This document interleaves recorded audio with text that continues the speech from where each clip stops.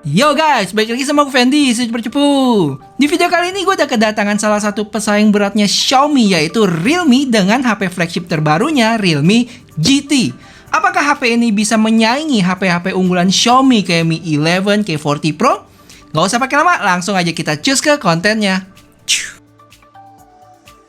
HP ini punya 3 warna, yaitu kuning, biru, sama silver. Untuk warna kuningnya itu material belakangnya terbuat dari vegan leather, sedangkan sisanya dari kaca. Untuk variannya itu dia ada 2, yaitu 8 plus 128GB seharga 6,2 juta rupiah. Dan varian satunya lagi adalah 12GB plus 256GB dengan harga 7,3 juta rupiah di Cina sana. Dengan harganya itu menjadikan HP ini sebagai HP dengan Snapdragon 888 termurah untuk saat ini. Seperti yang diberitakan oleh Ars Technica di websitenya. Sebenarnya mendekati itu adalah K40 Pro untuk harganya, cuman dari sisi spek itu K40 Pro 6GB plus 128. Dan ini dia boxnya agak panjang berwarna dasar hitam.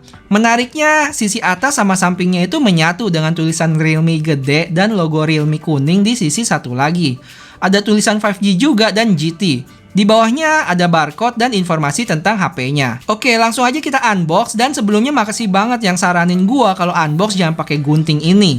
Akhirnya gue pakai alat lain, yaitu gunting kuku.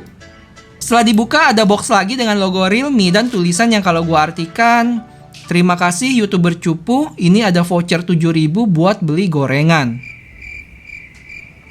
Hehe, garing ya. Di dalam kotak ini ada SIM card ejector, buku petunjuk, dan casing yang transparan. Elastis juga ini casingnya. Habis itu ada HP-nya, kepala charger 65 watt super dart, dan kabel Type A ke Type C. Yuk langsung kita kletekin plastiknya.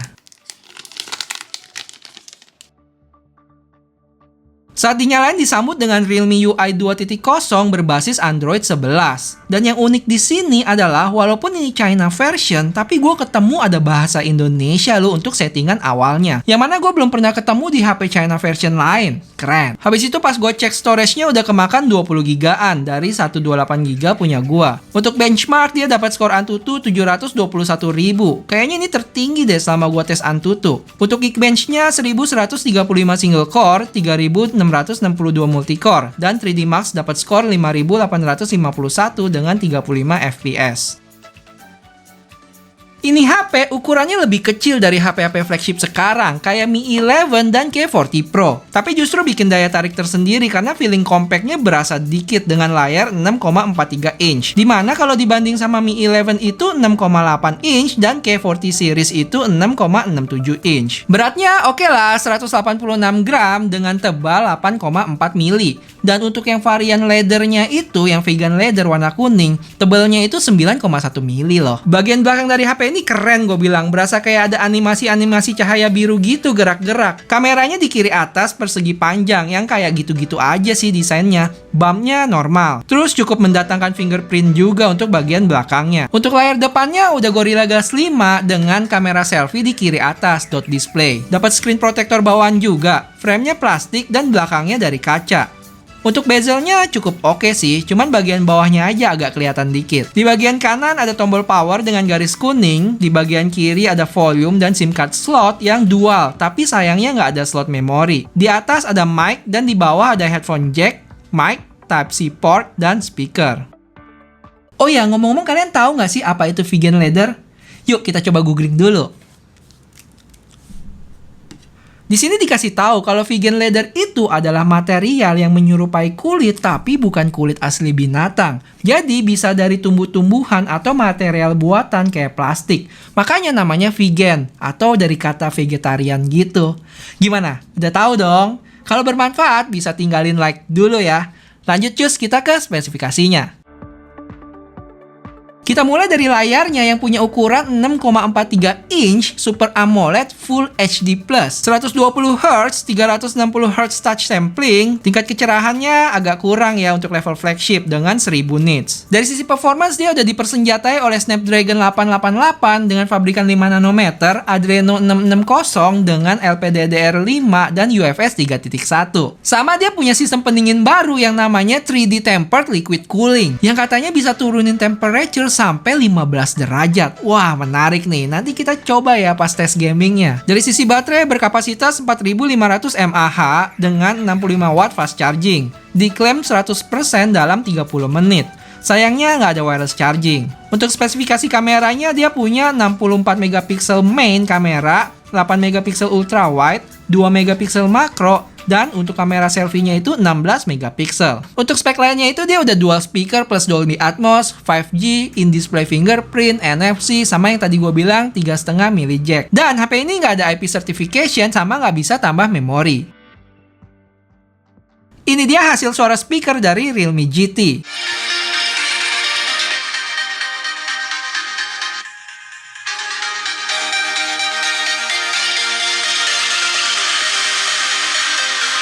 Untuk fingerprintnya ini termaksud yang tercepat gue coba, langsung ke unlock gitu.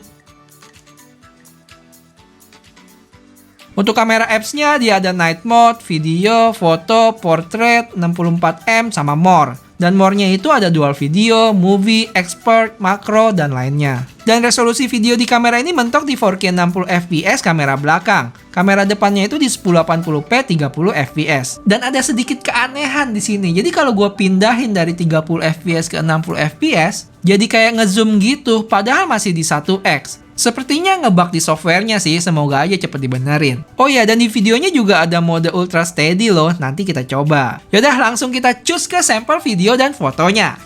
Check it out. Oke guys, tema tes kamera kali ini adalah jembatan penyeberangan. Jadi gue bakal tes di sekitaran sini nih, jembatan penyeberangan, nanti gue kasih lihat kalian. Sekarang ultra steady-nya off, kayaknya kelihatan ya, goyang-goyang ya. Gua tes lari dulu deh dikit.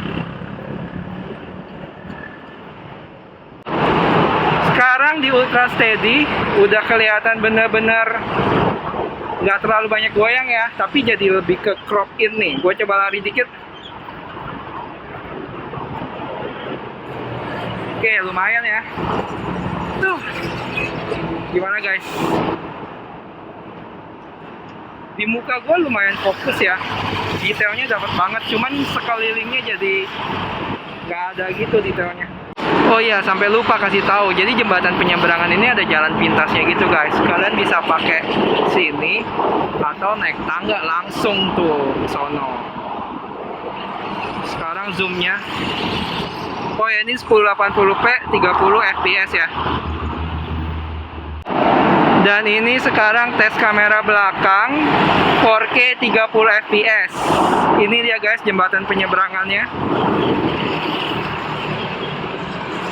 Oh, dia lihat kayaknya bagus juga ya hasilnya. Gue coba lari dulu dikit ya. 1, 2, 3. Wah, cukup stabil ya. Ultra steady-nya padahal off nih. Dan sekarang adalah 4K 60 fps. Cukup stabil juga kalau lihat di sini. Gue ajak lari dulu.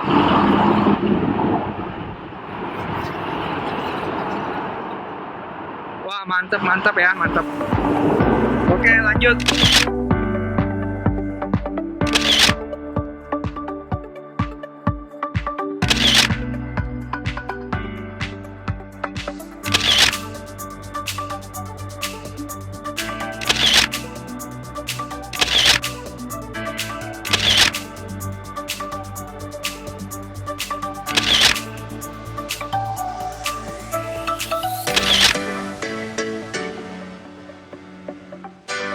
Lanjut gaming nih, yang pasti banyak kalian juga tunggu-tunggu. Untuk gaming PUBG di sini dapat settingan Ultra HD, Ultra, dan HDR Extreme. 90 fps-nya juga masih belum kebuka. Gua main selama 30 menit, suhunya naik sekitar 8,9 derajat, dan baterainya berkurang 9%. Dan ini dia untuk detailnya.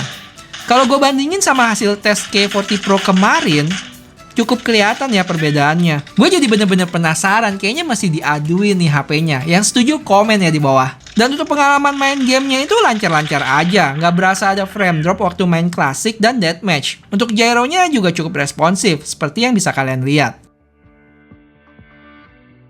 Oke, satu lagi ya gamingnya yaitu Genshin Impact. Di sini gue coba pakai settingan defaultnya yaitu medium dengan 30 fps. Gue main selama 20 menit, suhu naik 11,7 derajat dan baterainya berkurang 8%. Selama main cukup lancar sih, ada frame drop berasa tapi overall masih nyaman dimainin.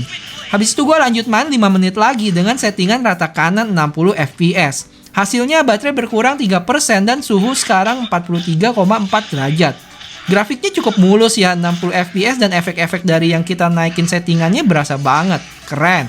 Cuma jadi mulai panas setelah main selama 5 menit. Jadi gimana guys? Setelah kalian tahu seluk-beluk tentang HP Realme GT ini, pertanyaan gua, apakah ini bakal menjadi ancaman yang serius buat keberlangsungan Mi 11 ataupun K40 Pro?